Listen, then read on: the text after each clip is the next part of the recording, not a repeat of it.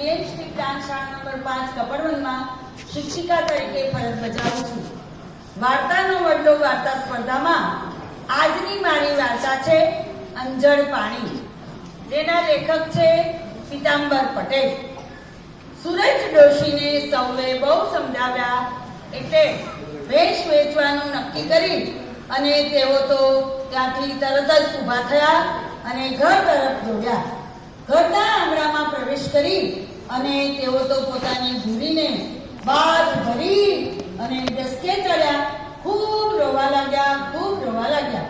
ભેંસને તો કાંઈ સમજાય નહીં એટલે એ તો માથું હલાવવા લાગી અને માળીને કહેવા લાગી, પણ માળી, થયું છે શું એ તો કહો. સુરજ ડોશી કહે, બટા ભૂરી, તારો હું વાઘ બનો તે આ બધા તને મને વેચી દેવાનું કીધી, તને કશાય વાળે લઈ જશે તો. પણ ભૂરી તોય ડોશીમાં તો રોએ જ જાય. પછી ભૂરીએ કહ્યું, માં, હવે રોવો તો તમને મારાહમ છે. ડોશીમાં તો આંગણામાં બેસી પડ્યા. એમને ન રહ્યું રાતનું ભાન, ન રહ્યું દિવસનું ભાન, ન રહ્યું ભૂરીને નીર નાખવાનું ભાન, કે ન રહ્યું રોટલા ખાવાનું ભાન. લોકો કહે, ડોશી, જો આ સમોજ એવો છે, સપનાને આંટી જાય એવો છે. આપણી પાસે કણકલુંય નથી, આપણે ઢોરને શું ખવડાવીએ?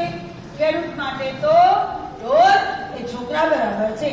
અમે કાંઈ ગાંડા છીએ તે ઢોરને વેચી દીધા હશે? જેની પાસે ગજા ઉપરનું છે એમને ઢોર રાખ્યા છે, જેમની પાસે કશુંય નથી અને ઢોર રાખ્યું છે એવા તમે એકલા છો. તમે તો મરશો, પણ બિચારા મૂંગા જાનવરને મારી નાખશો. એની કરતા આ ભૂરીને કોકને દઈ દો તો એ ત્યાં જઈને પેટ પૂરતું ખાવા તો પામે. ડોશીએ જવાની તો ગમે એમ કાઢી નાખી, પણ જવાની પછી દીકરીને પરણાવી અને ડોશીની સુખ દુઃખની સાથી તો રહી એકલી ભૂરી. ડોશીનો દિવસ ભૂરીથી શરૂ થાય અને ભૂરીથી પૂરો થાય. સવારે ઉઠે, ગાયને ભેંસને નિરણ નાખે, એની જગ્યા ચોખ્ખી કરે અને ગાછાણ પાસીદું કરે, જંગલમાં દૂર ચરાવવા લઈ જાય અને હાજે આવે અને મા દીકરી જેમ સુખ દુઃખની વાત કરતા હોય એમ ભૂરી આવે સુખ દુઃખની વાત કરે. એમ કરતા ભૂરીને વેચવાનો દિવસ આવી ગયો. ભાઈ એ રાત્રે તો ડોશીને ન ઊંઘ આવે, રાત કેમે કરી દીધે નહીં. હવાર પડી, ડેલી ખકડી અને ડોહીને લાગ્યું કે હવે તો ભાઈ બાની ભૂરીને લેવા આવી ગયા છે. એટલે તો ભૂરી પાસે બેહી ગયા. બટા ભૂરી, જો આ લોકો તને લઈ જાય ને તો ત્યાં ડાય થઈને રહેજે હો બટા. ઈ જે આપે ઈ ખાઈ લેજે, તોફાન કરતી નહીં હો. અને પેલા માણસે કીધું કે લાવો ડોહી, હવે તમારી ભૂરીને હાંકી આપો તો અમે ગાઢે છેક દૂર જવાનું છે તો પહોંચી જાય.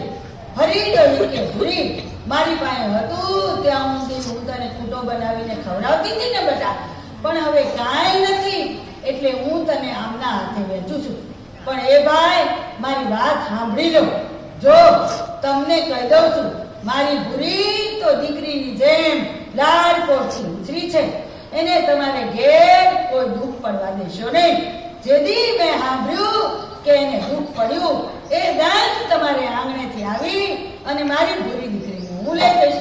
તો કે ડોહીમાં એ હું બોલ્યા, મારે ઘેર તો બબે કુવા છે, ઘણા બધા ઢોર છે, ખૂબ બધું ઘાસચારો છે.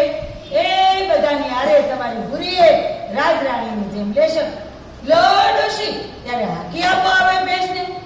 એટલે ડોશીમાએ તો ભૂરીને ખીલેથી છોડી દીધી, પણ ભૂરીને તો જાણે જાવું જ ન હોય એમ પાછી પડે.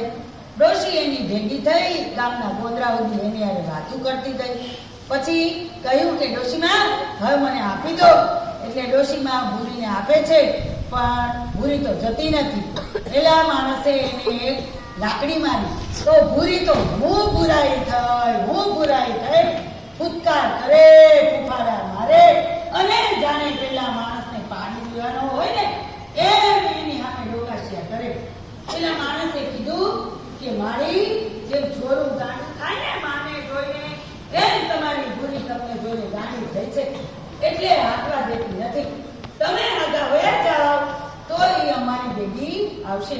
ડોહીની સામે 4-5 માણસ ઉભા રહી ગયા તો એ ભૂરી તો હાલવાનું નામ ન લે. માણસ કંટાળ્યો તે ભૂરીને દે ધન 4-5 લાકડી ઝીકી દીધી. લાકડી ભૂરીને પડે અને ચિરાયું ડોશીના હૃદયમાં પડે. ડોશી તો અકળાયા અને આગળ આવી. લાવ ભાઈ, હું જોઉં મારી ભૂરી કેમ નથી હાલતી. ડોશીમાએ તો એની પાસેથી રછોડો લીધો અને લઈ લીધો.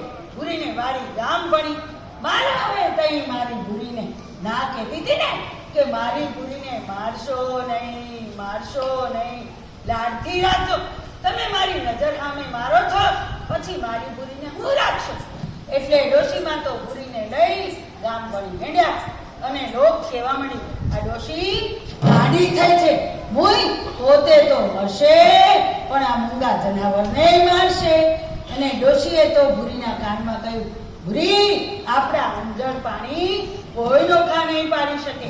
ભૂરી તો દોડતી આવી પોતાના ખીલે વળગી પડી અને ડોશીએ કહ્યું, બેટા, હવે તો ભૂખ્યા મરીએ કે પેટ ભરીને રહીએ, જીવીએ કે મરીએ, સાથે રહીશું અને સાથે મરશું.